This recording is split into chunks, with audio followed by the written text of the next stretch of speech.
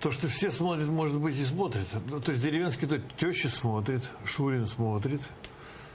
Я не смотрю. Объясню почему. Почему я уехал из города и почему я в деревню уехал. Потому что мне некогда смотреть. Вот я тебе клянусь. Вот. Но ты специально не смотришь, ну скажи. Специально нет, специально не смотрю. А что я буду смотреть-то?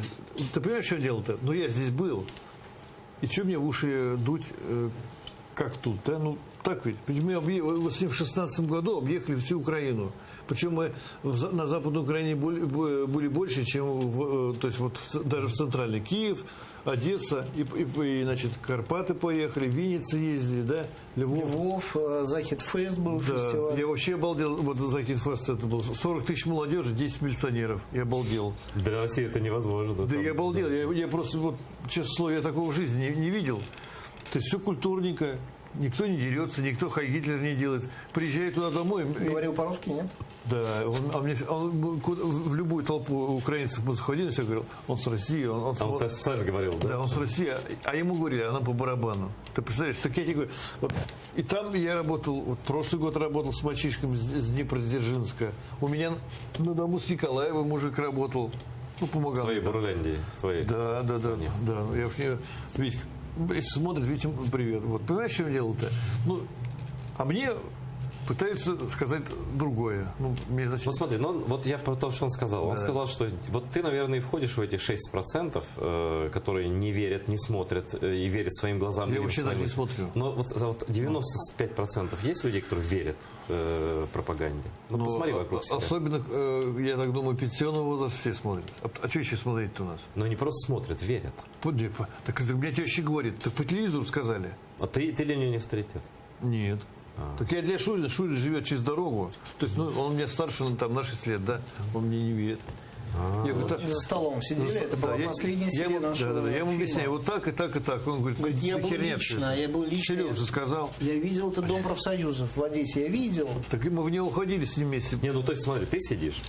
Ну, на самом деле, мне ситуация знакома была по некоторым эпизодам. Но ты сидишь напротив человека, которому ты, наверное, никогда не врал, да? Вот ну, так лично. Я вообще Близкие люди Ну, знают друг тем друга более уж ему лет. вообще, ну даже в принципе. И вот он во всем тебе Тем более верит. за да? стаканы горилки, грубо говоря. То есть тебе он верит.